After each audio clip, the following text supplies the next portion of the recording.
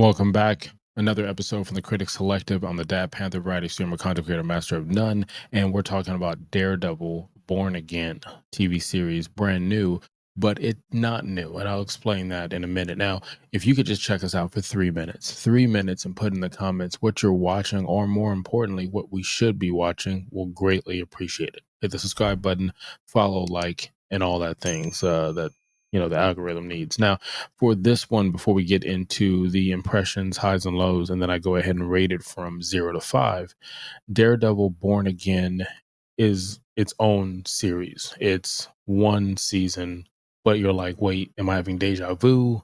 Is this the was it the Mandela effect? Where did that Shazam movie come out? Is Fruit of the Looms the logo that we're talking about? And did Kit Kat have a hyphen in between Kit Kat? For this, what I believe happened is Marvel did Daredevil on Netflix, season 1, 2, and 3. And at some point, I believe Disney bought Marvel.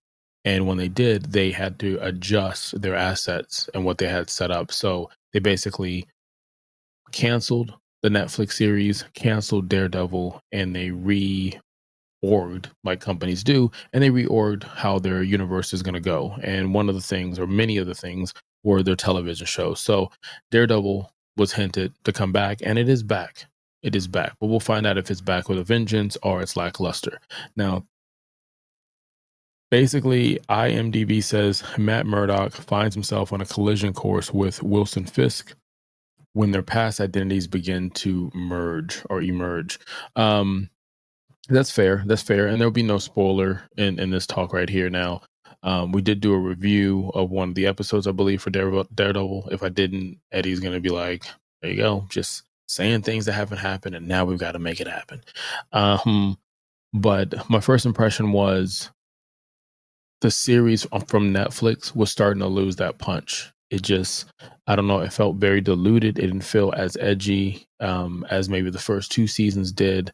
And even though I didn't know much about Daredevil and the characters that are in this realm in Hell's Kitchen, it's one of those series that I started to learn and like Luke Cage, and I started to want more of that universe. Now, the highs and lows for this, the lows for this is it takes a little bit to get into. It's slow as they tried, I guess the showrunners work to get their pacing and get the details, the way it needs to be before it does pick up. The other thing I would say is a con of it or negative, and it's probably just me, is we wanted, or I wanted, these characters to be the characters that I knew them as, and they're not there yet, respectfully. And it's because they're telling that story, like the IMDb just said. They're telling that story, and it's starting to rise to the surface.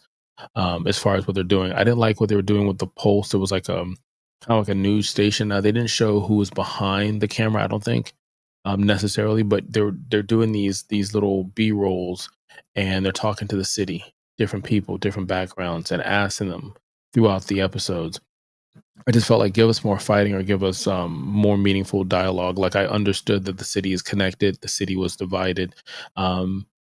You kind of show that visually is what's going on. To me, I didn't need the pulse of the city saying anything. But the good things I liked about it, I did like the fighting scenes. There's without spoiling thing, there is a traditional, if not two of them, there's a traditional fighting scene that is what Daredevil brings, which is the one shot. It's that fight scene, and you can see the camera just kind of, you're like, wait, is it happening? Is it happening? The one shot. The one shot's happening. Everybody get around. It's happening. And they do it. They do the one shot, and I thought they did a great job of the one shot. There were some Easter eggs, some callbacks. I'm not going to say the characters and certain things that are sprinkled in here that may pop up in the future. But I felt like the music fit. I thought the cast was well put together in this universe, and it felt believable, especially going towards the end when everyone kind of found their groove. Now, to be honest, the episode that I thought was probably the best episode might have been the last episode. The first one was a little murky for me, but it might have been, if not the second to last, but for sure the last episode was the best one for me. And I just hope that that is what we're looking for moving forward. Now, I'll do a review on Reacher season 3, but it's not the same problem that I feel with Reacher. I'm not going to say that right now. I'll say that for that review.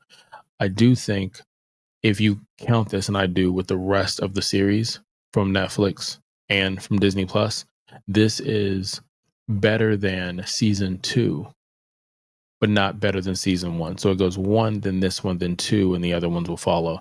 Um, and so I'm glad. I hope this gets good, buzz and it keeps stuff going for other characters. Moon Knight is another character that I want to see another season in, and we'll see. But in the meantime, let's go ahead and rate this. So we do our rating from 0 to 5, 5 being the best and 0 being the worst. I'm trying to think of superhero. The worst would be, I think, Venom. I'm trying to think the best. I feel like the best one we would have had might have been some Superman movies with good, maybe Black Panther with 5. It's so many movies that we've done, over 400 movie shows, independent shorts, stuff like that, where it's kind of hard to figure that stuff out. But with that being said, we couldn't be doing anything without you guys following us. 6,000 plus. The road to 1,000,000 continues. So if you could just watch 3 minutes and let us know what you're watching or what we should be watching, subscribe and follow. Now, my rating for this series is going to be a 3.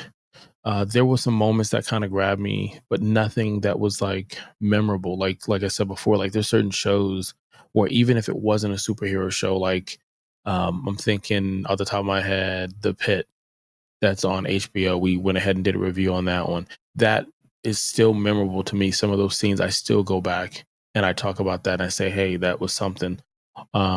Is it better than the Spider-Man, your neighbor friendly Spider-Man? There's a review on that one.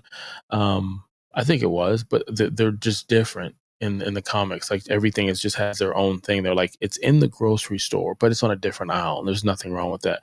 But unfortunately, there just wasn't enough memorable for me to be like, hey, this is a 4. Would I recommend someone watching it? Yeah, if you're a fan of Daredevil, you're a fan of comic characters, go ahead and give it a shot.